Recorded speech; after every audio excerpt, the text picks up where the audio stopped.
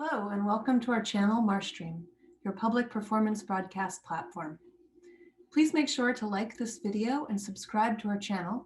You can also donate to our tip jar and support the arts and artists of Marstream by clicking the link below in the description. Check out our website, themarsh.org, for all upcoming live performances. Now, enjoy the show. Hello, Melissa. Hello, Stephanie.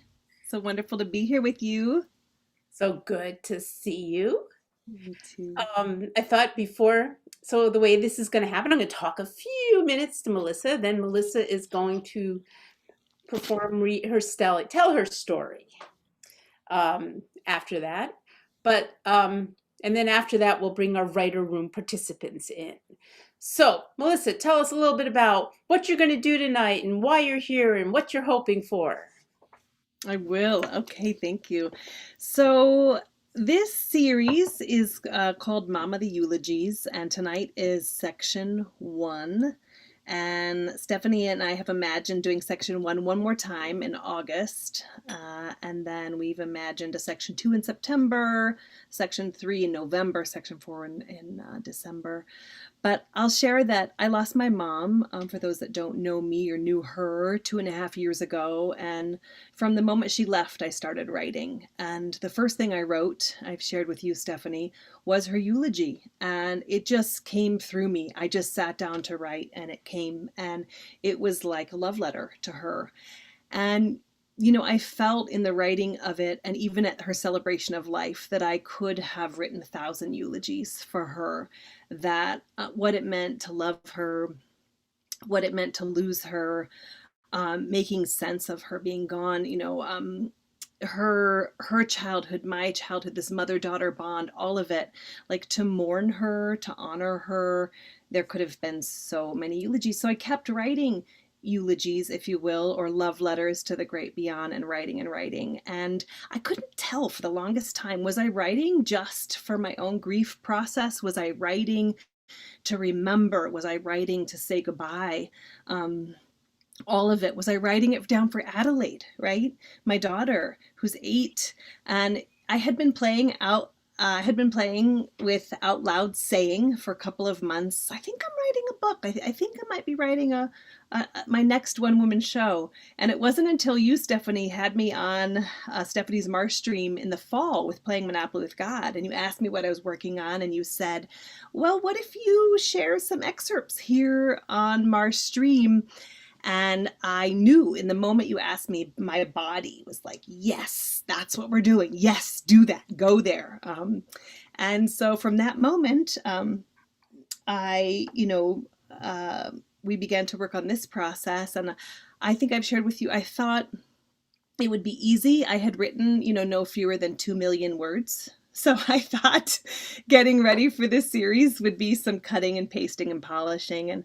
And actually it was an extraordinary soul journey that was both beautiful and painful and cathartic. And I think another layer of the shedding and the healing and the epiphanies and figuring out what are the stories to tell that aren't just for me, that aren't just for Adelaide, that might connect with an audience in a way that's meaningful. And so we're sharing part 1 tonight. And I'll say here, I'm really excited to have a conversation with you and Kimleigh and Sharon. And I'm so grateful to the 3 of you to talk about the themes that emerge of love, mother-daughter love and loss and cancer and all of it, but also to talk about the craft. And we're, like you say, Stephanie, so beautifully, this is an experiment. And to me, it feels also like a playground where we get to play with this material as, the 3 of you and the audience will have an opportunity to engage via chat, get to sort of midwife these works that are trying to come through me that I'm in the midst of birthing. And I love the idea that when the book is written and the one-woman show makes it to the stage, that you and Kimleigh and Sharon and the audience have left your imprints, your fingerprints on what's to come. Well, it sounds fantastic, and I cannot wait. And I won't wait a second longer. So would you like to start?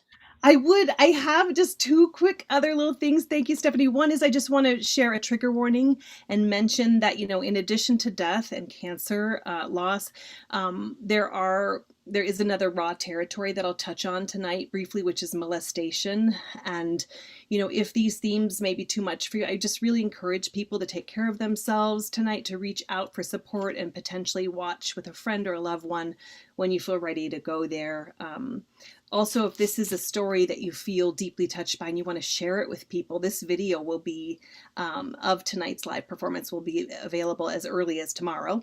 And so please do share. I also just want to thank you, Stephanie, and the March team, Brian, Gail, Maggie, for those that are new to this space, the March stream.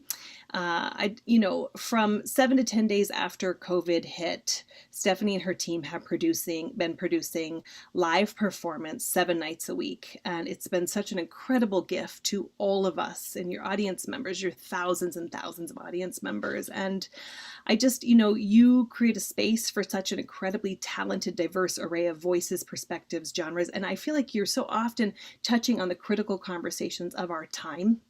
Around Black Lives Matter and the increase in Asian hate crimes, where we had a beautiful conversation with Asian artists. And I just see the Marsh as this place of art as change maker. And so thank you for that, Stephanie. And I really invite you all to check out these shows. They are all recorded. They're all available online. People like Dawn Reed, Candace Johnson, Marga Gomez, just incredible works. And I really invite you also to consider a gift tonight to the March. And I imagine Brian will put that link, or it's already there in the chat. At any level that feels wonderful to you, you are funding and supporting performance art that is about change. So thank you. Thank you, Melissa. You're welcome. Is it time? It's time. Go forth. Dun, dun, dun. Okay, I'll bring up my little document here.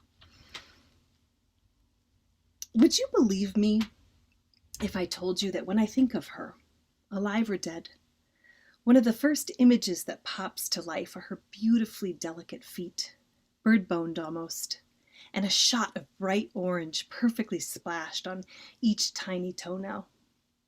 Then I hear her voice. Orange, she would insist. Not orange, orange. East Coast broad. After 46 years in Montana, the accent rode mostly shotgun, unless she was heated or entertaining. Like the earth goddess she was, garden fairy royalty, she was always adorned in color. From her orange glassy toes to her lips, ribbons of ochre, fire, wine, and clementine. She was the only mom I remember in the orbit of my childhood who rocked lipstick no matter the occasion, cleaning the house, throwing a delicious party, weeding the peas, running 5 miles up a dirt road. She was a city girl, longing for an event that might call for lipstick, silk, or an exquisite pair of Italian shoes. And yet her daily rhythms included masterfully baking bread, collecting eggs, feeding the cows, chickens, turkeys, rabbits, dogs, cats, harvesting the carrots, peas, lettuces, cucumbers, beets, tomatoes, an endeavor that she took on with all of the passion and might she could muster.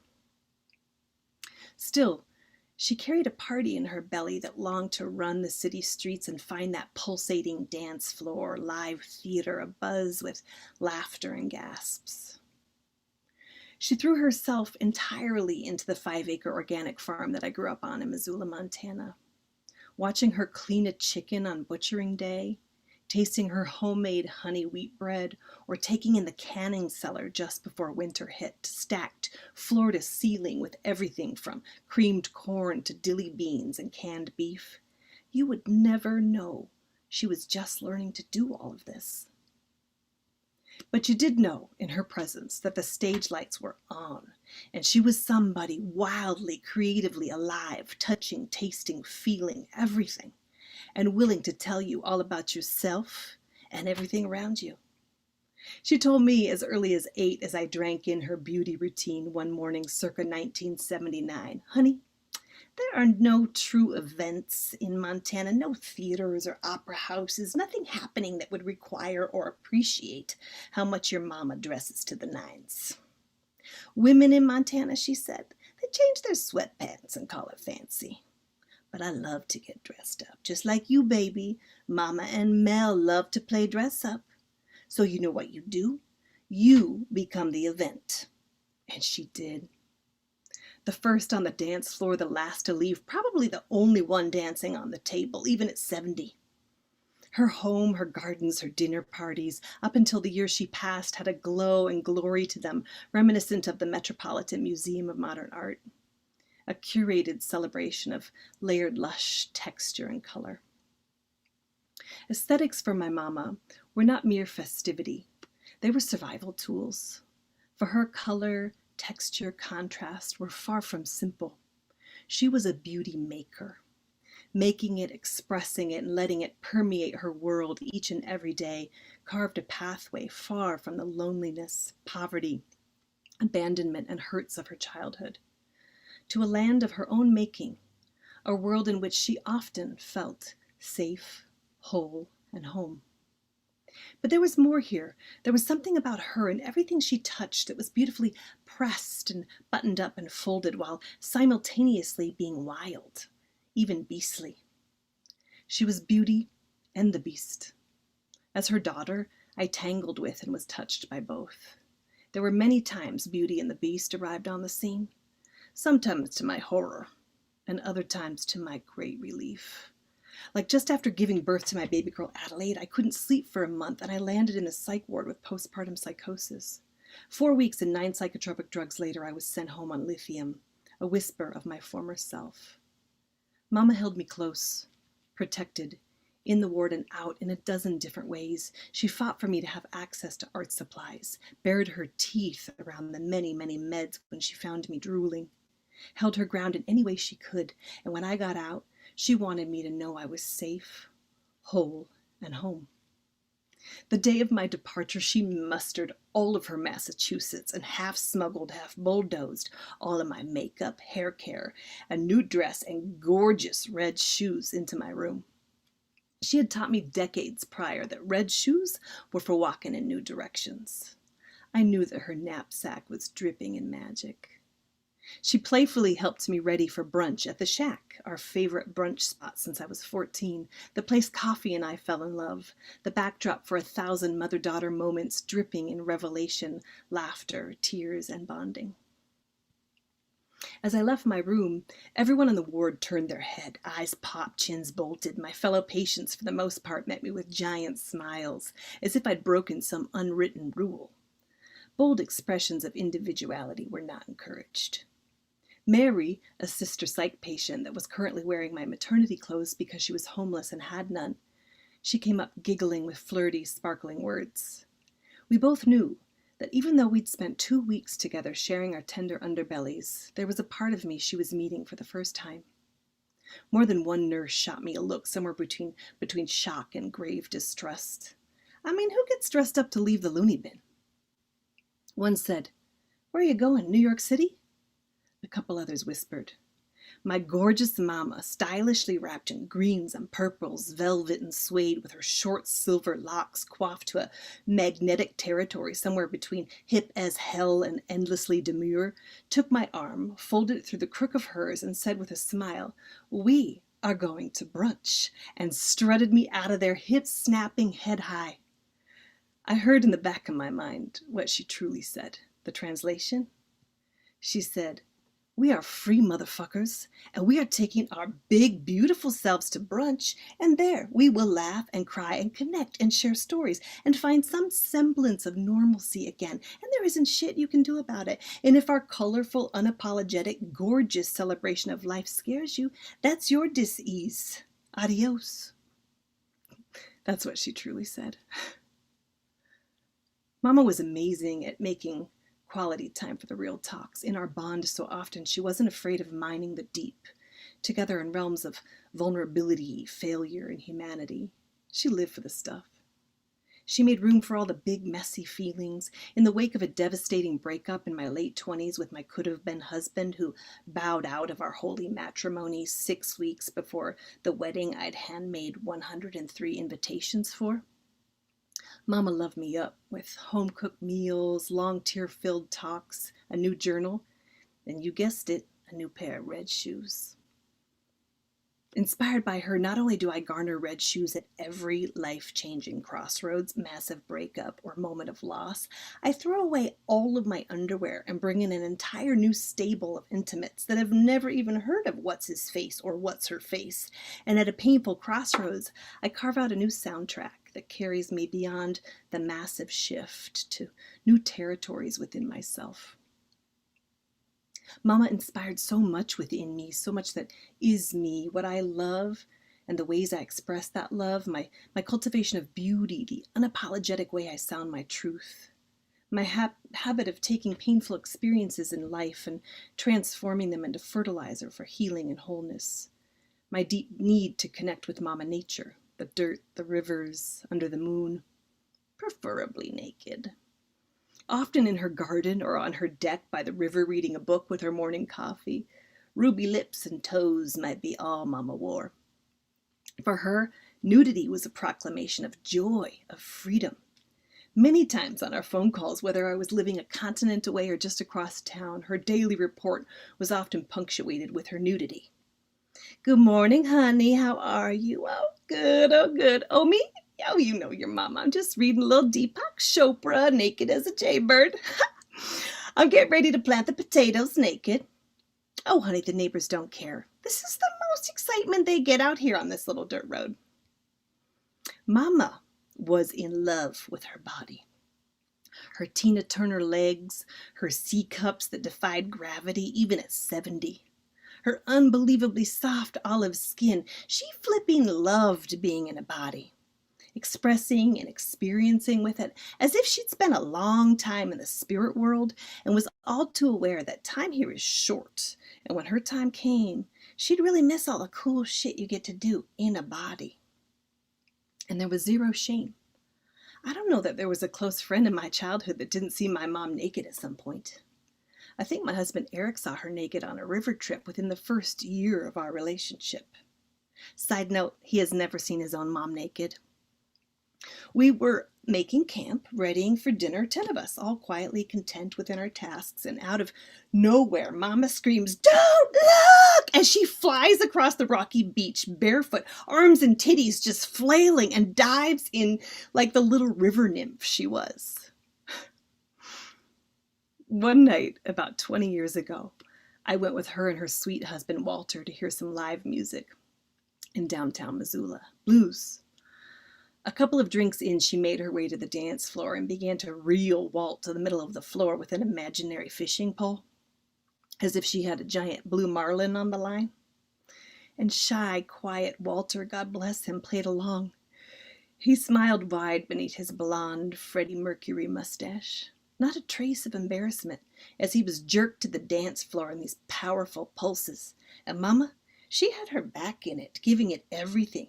And you know, they both kept the beat, the driving blues pulse. Na na na na na na na na na na na na na na na na. In the final moments of the song, to bring him fully on board, she lowered herself to her knees, rocking her shoulders back and forth with the horn section, and laid all the way back on the floor, fishing pole still held tight.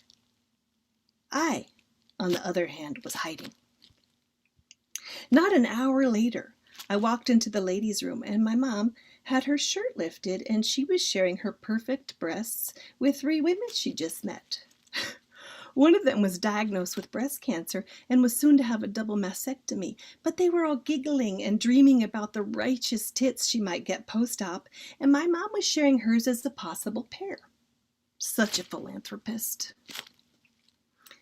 I joked over the years that my mama kept me young, that often I was the parent, the mature one, that she was 37 or 52 or 71, going on 13, 19 tops. As I grew older and became more comfortable with my own self, I would oftentimes, simply delight in who she was, her wild expression, and let her be herself. And there were plenty of times she could still make me feel like an embarrassed 12-year-old kid who wanted to hide under the table. But you know what? This love of her body, this tendency to punctuate any activity she could with nudity or full-blown fearless body expression. This shit was hard won. My mama fought like hell to find a sense of safety and home in her body, to peel back and shed the years of shame and pain and fly free. She was a victim of sexual violence under 5 years old, her biological father. She had memories of him leaving her raw on the bathroom floor, memories of him in her mouth at his bedside, when she wasn't even as tall as the bed. And she did her healing, layers and layers of it, a couple decades of therapy, devouring self-help books like vitamins through the 80s and 90s, processing in so many journals she could have given herself carpal tunnel. 3 decades at least of carving out a spiritual path of forgiveness, presence, and love. When I think of the delight she experienced in her body, the pure joy she found gardening barefoot with dirt under her nails, peeing in the garden to send a message to the soil and plants about the mineral deficiencies she might have so they could fill those gaps when harvested. Climbing a mountain on her bike like a warrior and flying down it on those 2 skinny wheels at 50+ miles an hour, passing me and everyone else without a thought of touching the brakes. Floating the river on her back with the ease and delight of a child who does not know hurry, rush, worry, only timelessness. Whether naked or in an explosion of color, each bit of joy, beauty, strength, and wellness she expressed was a profound victory and had been decades in the making. After so much trauma, it was an utter miracle that she had moments, days, seasons even, in which she was entirely home in her body, because at a time when children are learning to find such a home, hers was razed to the ground. So she built another, stone by beautiful stone, branches and lush moss upon that bare earth, and she filled each room with love, displacing and dissolving the fear, pain, and shame she had known. So when she learned there was a foreign invader populating her lungs at Mach speed, I can only imagine the shock, the sense of betrayal, the body memory of being invaded. All semblance of safety gone in an instant.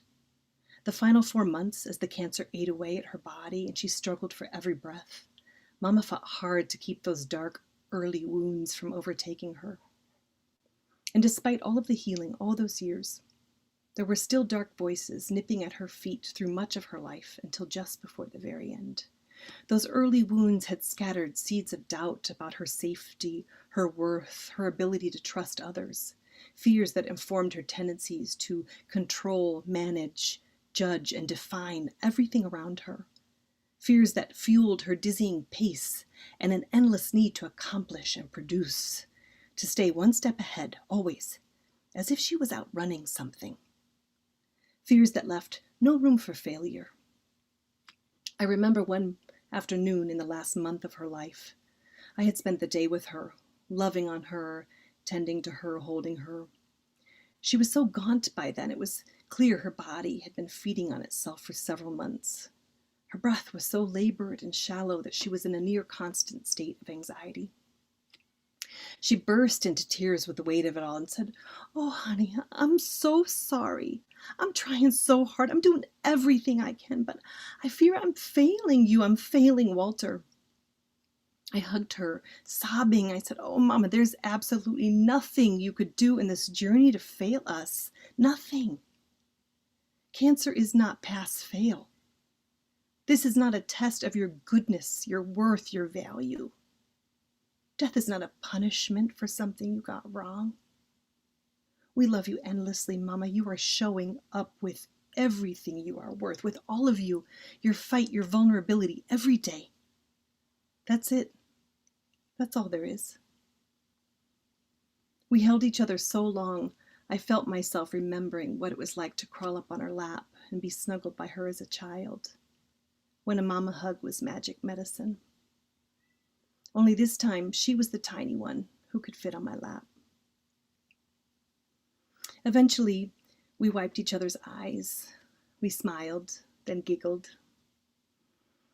I massaged coconut oil on her feet and calves that night, tucked her in, and sang to her the same song she sang to me as a child, the same song I sing to my baby girl, Adelaide, even now at 8 years old, when she needs to know she's safe, she's held, she's loved. Raindrops on roses and whiskers on kittens, bright copper kettles and warm woolen mittens, brown paper packages tied up with strings. These are a few of my favorite things. When the dog bites, when the bee stings, when I'm feeling sad, I simply remember my favorite things, and then I don't feel so bad.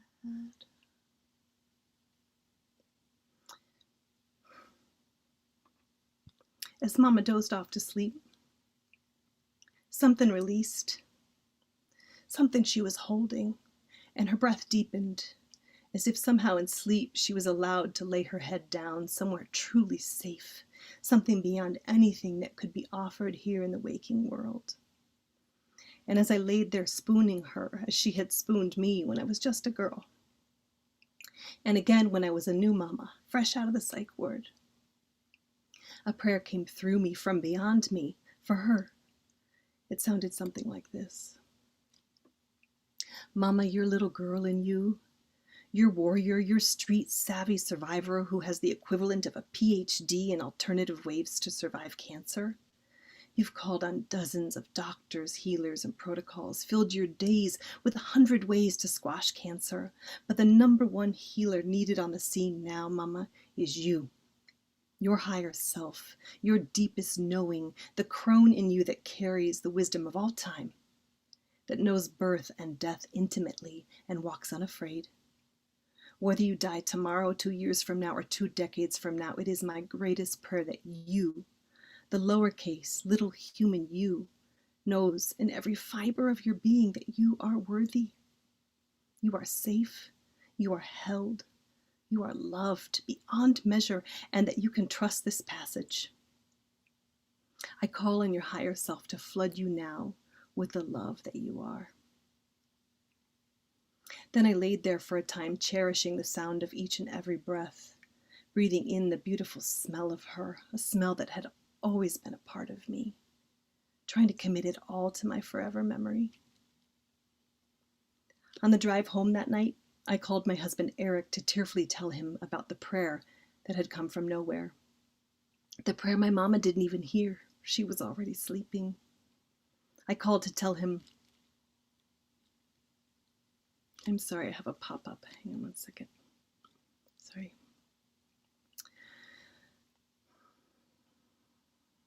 The prayer my mama didn't even hear. She was already sleeping. I called to tell him about her breath, her smell, and in the middle of the call, on the dirt road from her house, I suddenly had to drastically swerve the car not to hit the giant animal standing in the road staring at me. I dropped the phone to turn the car around, and still standing there with its head turned all the way toward me was a giant, unblinking, great-horned owl. Tears flowed down my cheeks as I took in this incredible, unflinching creature. Owl, an omen of death for some, a messenger for others. For me, a winged companion known in cultures throughout recorded and oral history as beings that easily and often cross the veil between the spirit world and here, often accompanying those on journeys of birth and death. Her presence that night, especially the odd, unmoving nature of her, was a wink, a nod from the great beyond, that my mama's higher self was on the scene, that my prayer had been heard by her and this ethereal helper. Driving home, sobbing in the presence of my mama's imminent departure, I felt also a light hum of magic in the background, a sweet melody confirming a hunch long held that there's more to life and death than we know, and that death is neither failure nor the end. One of my favorite of a million moments that Mama filled with love, fight, beauty, and vulnerability in those final 10 months came on a quiet afternoon. The two of us sitting in a splash of sun in her living room, holding hands. It was mere days before she would take her final breath. We were gazing together out the giant windows that overlooked her gardens, the river, the gorgeous and artful place she had so lovingly, so intentionally made her home, her sanctuary for more than 2 decades, stone by beautiful stone. She said, "Honey, do you see them? See what, Mama? The dozens and dozens of owls. Do you see them?" Head to toe with goosebumps, I replied, "I don't, my love, but I wish I did. Oh, Mama, they've come to take you home." Then she looked at me with the giddy, awe-filled eyes of a child. "Yeah, they have." Then she said, "Honey, will you paint my toenails orange?" This invitation was one of her final acts of beauty, love, and connection. In the face of the crushing weight and in honor of the sublime joy of what it means to be human. And so I did. I painted her beautiful tiny toes on her delicate bird-boned feet.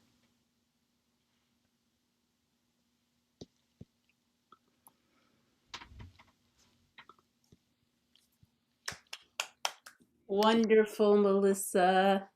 How does it feel to have done this now twice? What does the second time feel like? I wonder if it feels, I definitely feel her in the room. I feel her close to me tonight. I remember the first time I was surprised how grounded I felt, and I feel grounded again today. I was, that first time ready to be such a wreck. And I did have moments of wreck in the reading. You may have seen them. You may have perceived them.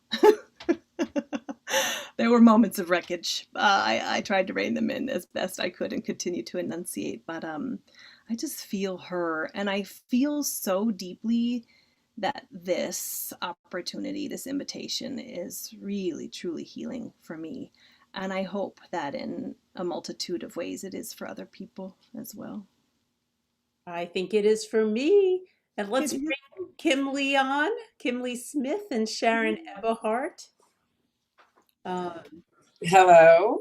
There's Kimleigh. And there is Sharon. Let's see. Thank you both for joining me and Melissa in this new experiment. So, Melissa, do you want to both Kimleigh and then Sharon? Why don't you? Do you want to just say some first thoughts?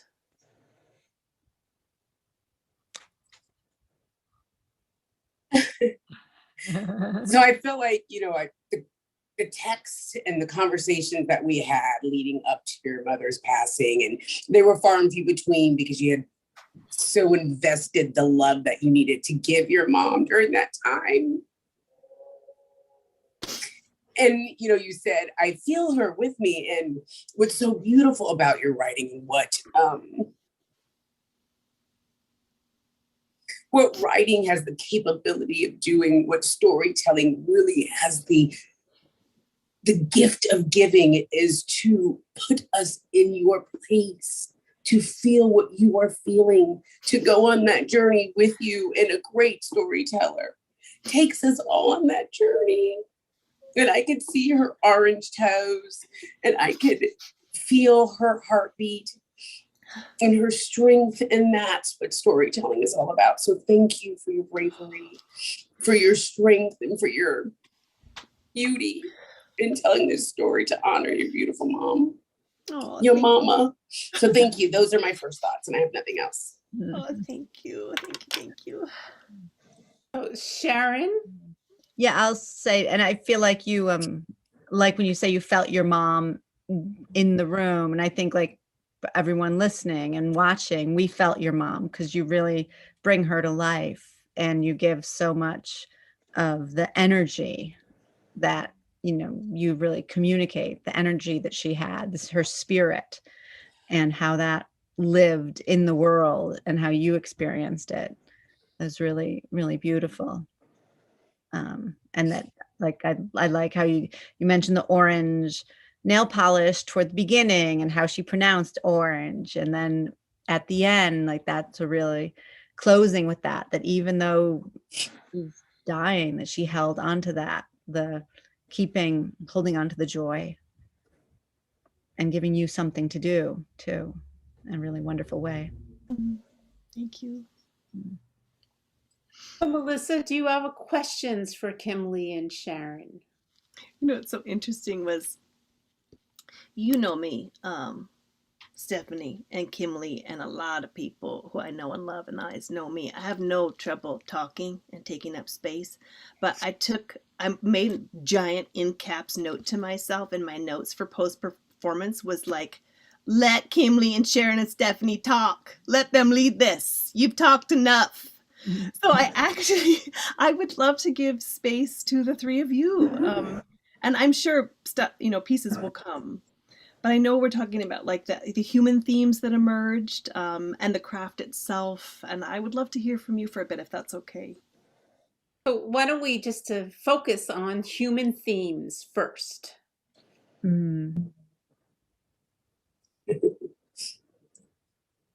Anyone? Hello? Not anyone, you, Kimleigh. You go for it. Well, human themes, it's interesting if we take the theme of the passing on into the afterlife, correct? And we think of those moments, like the only gift we can give those that are passing that we love is their ability to go on their own terms, right? So you think of what your mother's choice was. It wasn't to not feel what she was feeling, because believe me, from our conversations, I know that she was very bold, very brash, and could tell her own story. So in that human theme and the light theme that goes throughout all of us as we go through the experience of grieving and losing people that we love, the things that they leave behind are purposeful, right? They're purposeful. Your mother wanted to leave you with orange nail polish, because she knew that every time you saw that, you would remember her and smile, perhaps cry, perhaps do whatever. But her choice in life and the choices that we have in life unto death as we come into this world, that theme is pulsating throughout this story. And for gifts out there, for those telling stories, it's about being able to tell the hard things as much as the easy things, the happy things as much as the sad things, because all of that represents the human experience, the theme of being human. And I really, that was all over the place. I'm sorry, I'm still a little emotional, but I really am feeling the theme of humanity, of life, and what we bring into life, and how that shows up in the world that we exist in. That's so beautiful, Kimleigh. Thank you so much.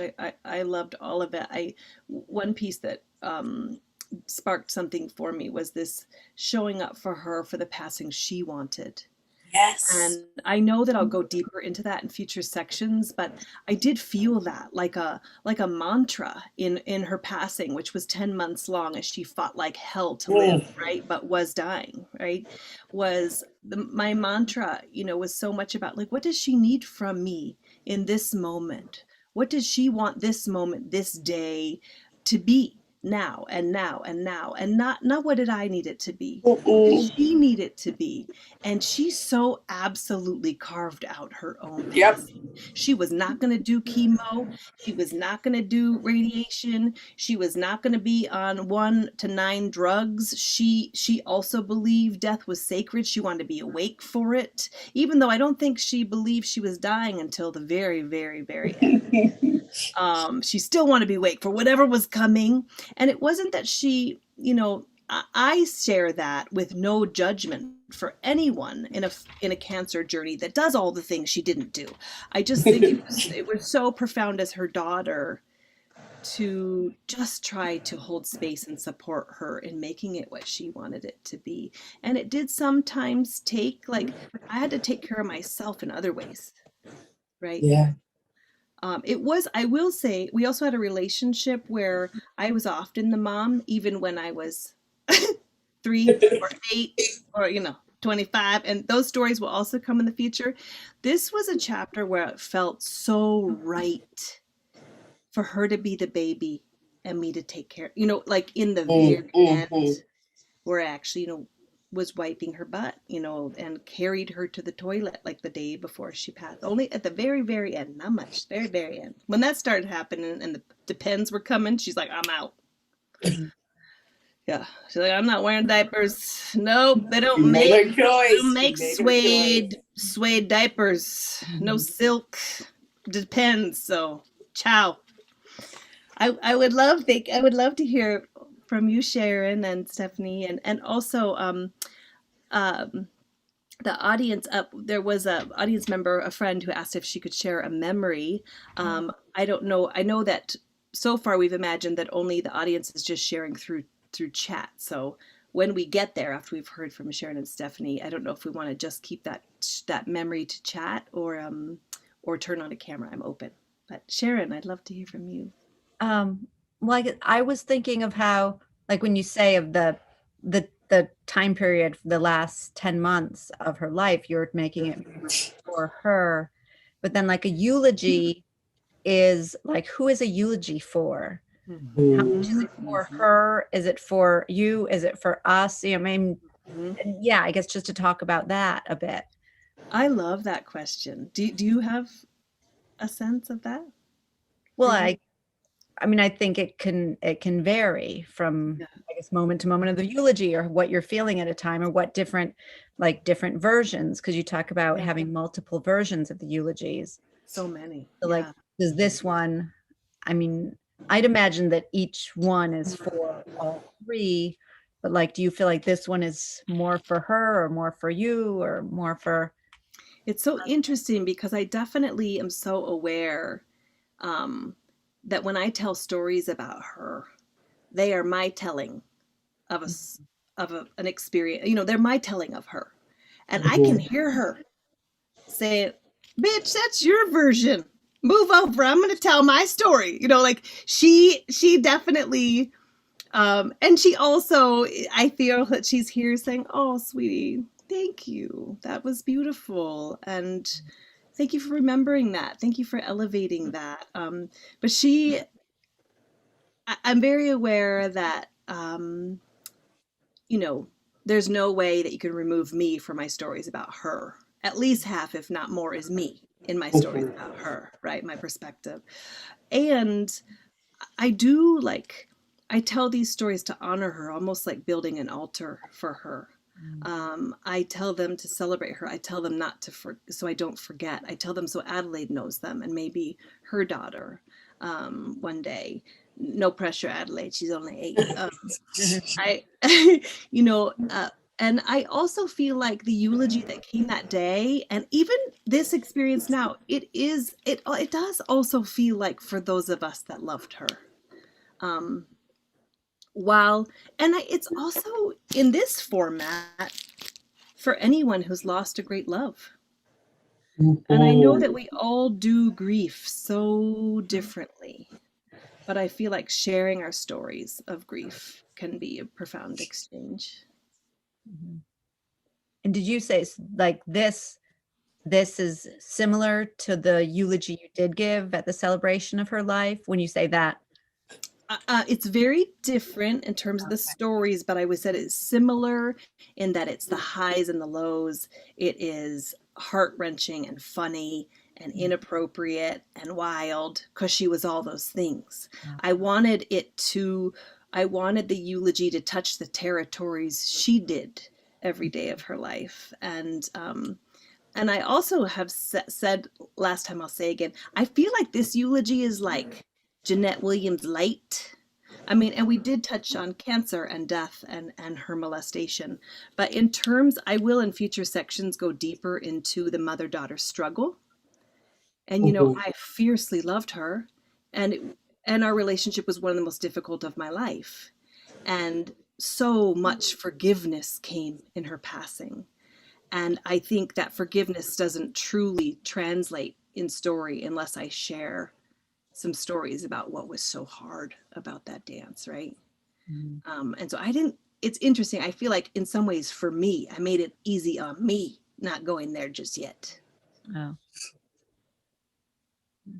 If I could interject, maybe we all can talk about why you think this story is important for others, people who are not you or mama, you, Melissa, or mama. Why, what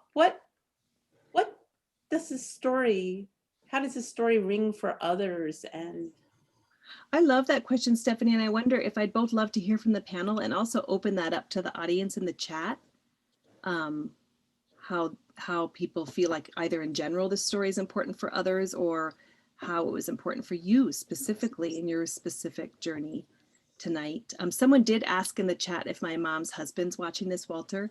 So he couldn't figure out the tech the first night, and so we ended up watching it together, holding hands, the video of it, and that was perfect to watch it together and cry and laugh together. And he loved it, and we sobbed. And but I love your question. Will you say it again, Stephanie, for the panel and the chat? just my question is, why is this story important to and for others?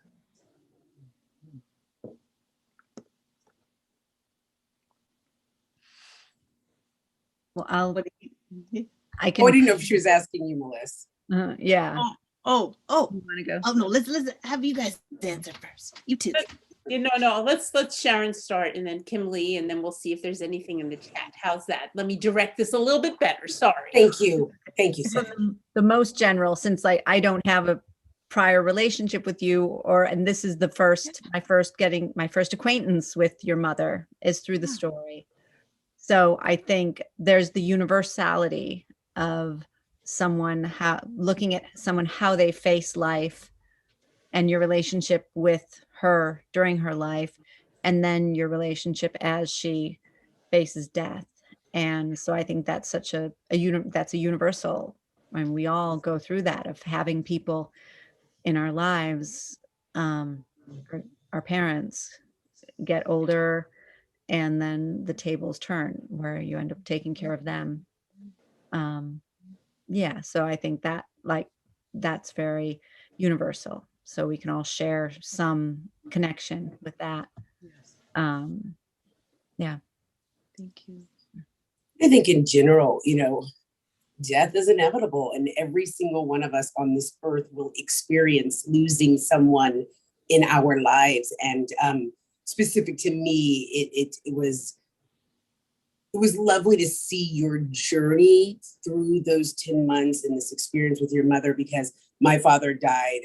I found out on the 21st of December and he died on the 27th. So I had this little chunk of time to spend with him. And so I loved hearing your journey. And I think anybody else that has experienced the kind of death that I have, especially of a parent, it's so lovely that you got to have that time with her, right? Good and bad, right? And I wish I could have wiped my daddy's ass. I know, before he died. right? You know what I mean? Yes. I would have given anything Yes. to be able to wipe his ass. So hearing the details of the things that you were freely willing to give, and that's the universality of it, right? Like all of us have different journeys, but to be able to empathize and be communally experiencing this with you is what transforms and changes people's lives, right? There are people that haven't experienced this, that will remember this story and go, oh my God, I remember when Melissa told me this story. Now I understand.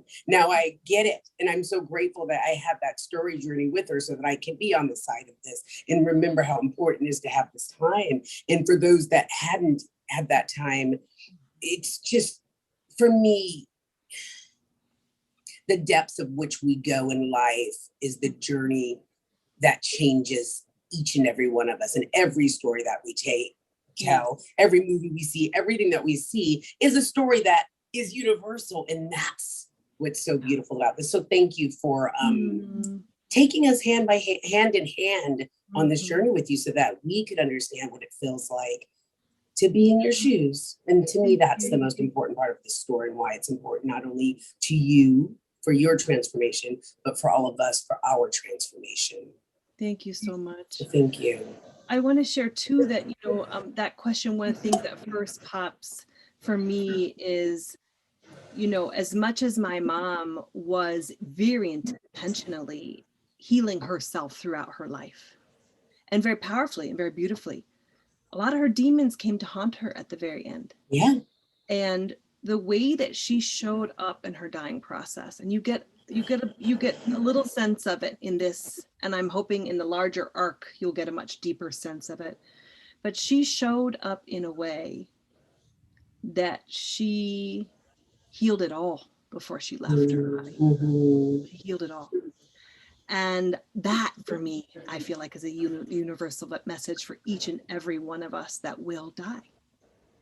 Is, I think that human struggle about whether or not we're worthy, whether or not we are lovable, whether or not we are enough. I mean, that's your life's work, Kimleigh, with people through your stories, and that's my life's work. Through in another way, but through story. And I do feel like that piece is one of the reasons I tell this story, and I want to write the whole series. I want to write the book, is to touch on that universal human struggle. Are we enough?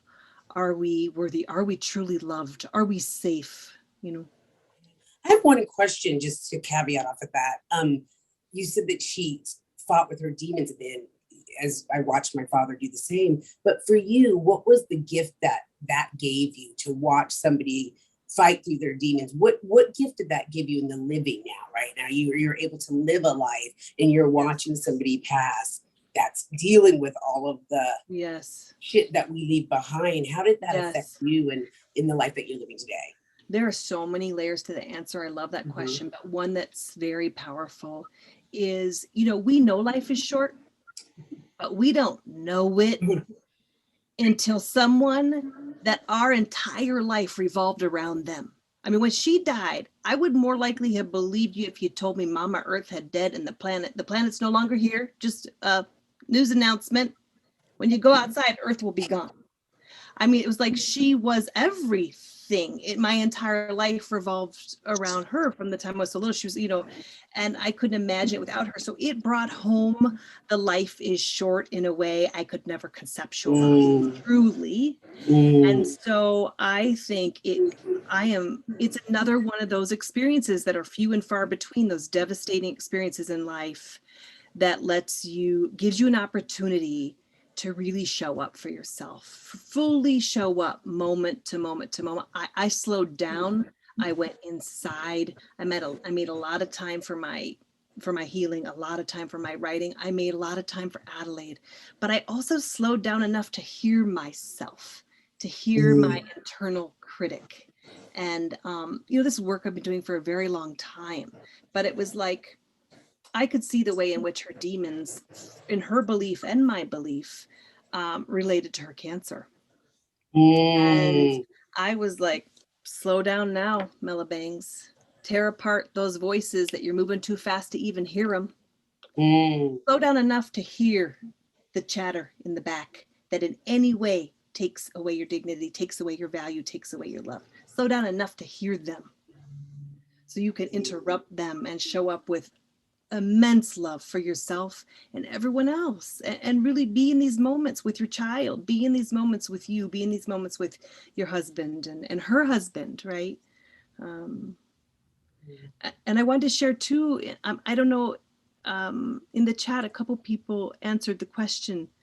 Bonnie, definitely want to hear the struggles as it makes it more real. Think this is an important story on so many levels: acceptance, tolerance, complexity of relationships, spirituality, illness. I could go on and on. Bonnie also said, how touching that you and Walter watched the performance together. What generosity in both of your parts and holding hands. Admire your ability to be so physically affectionate, spooning your mom, holding Walter's hands. Yeah, I mean, my mom and I didn't really have a lot of boundaries. I still have not individuated from her. I told Stephanie last time that I was like, I'm kind of late bloomer in individuation. I was writing, thinking, when did I individuate from my mom? And I thought, oh, it was when she died. But then the more I write and write, she's constantly telling me what to say and not say. I'm like, who am I kidding? We have not individuated yet. Not. I wanted to add a few things. Please. And we're almost at the end. Geez Louise. Can't believe it. But I want to add that, having gone through my own mother's death, by listening to what you had to say, it helped me parse out some of the things I felt about my mom's death. So it provided a platform in a way for me to say, yeah, my mother just really, worked it out with my uncle, who they never got along. She really ended up working things out with people. And by listening to your story, it makes me think back to my story. And, maybe that will have an effect on how I, remind me about how to think about my own life. And another aspect is, this is about your mother's dying for you, but it's also a story about our own dying in our own place for those of us who may be dying or not dying or whatever dying, soon to be dying. So, those are two other layers, I think, of this whole process. I think, it is so important when we hear such a heartfelt, deeply thought about and going through the ashes or whatever. Yes. But it came out. Sorry. No, I love that. I was thinking, rolling around in the ashes together. Yeah. Yes. And maybe I will read, because we're going to have to end, and we're hardly even begun because we didn't even talk about the craft. So maybe we can focus on that next time. And this is a new experience of how to do all this and get where we want to go. But it's been such a wonderful conversation. Let me see if I can get up here a little bit. Yeah. And so many beautiful comments in the chat. Thank you to everyone for all your sharing there. Vanessa says, I think the story is extraordinary because we all experience the sacred dynamic of holding space for our parents' humanness, dark and light, mountains and valleys, as well as our own inner child journeys, or even deeper as parents to our own kids. I love the intertwining and learning involved, evolving together that connects us all. Hearing your stories and reflecting on their beauty help in how I apply it to my own life, towards my own mama and daughters, as well as my own inner child. So I think that's a wonderful, wonderful comment to kind of end on and take in. And it's amazing to, it's like, maybe we're going to have to do it longer or whatever. We're going to go, you're going to have to read every other word next time, not the whole thing. I don't know. But thank you to everyone who joined in on this, and everyone we'll save the chat. So if we didn't get to read everything, we'll let Melissa read it. And if Kimleigh and Sharon want to read it as well, we'll get it to you. Just thank you so much, everyone. And a couple of things I want to let you all know, that next week on Stephanie's Marsh Stream, that we will be back. I don't know if Kimleigh and Sharon will be back. We hope so. We'll talk about it. Like I said, this is one experiment. Right? Thank you, Stephanie. Well, thank you both. Melissa. Yeah, thank you both so much. All three of you so much, and everyone in the audience. Yes, and shouldn't say both. Thank you, trio. What do you say? Thank you, few. Thank you, trio. Thank you more than both.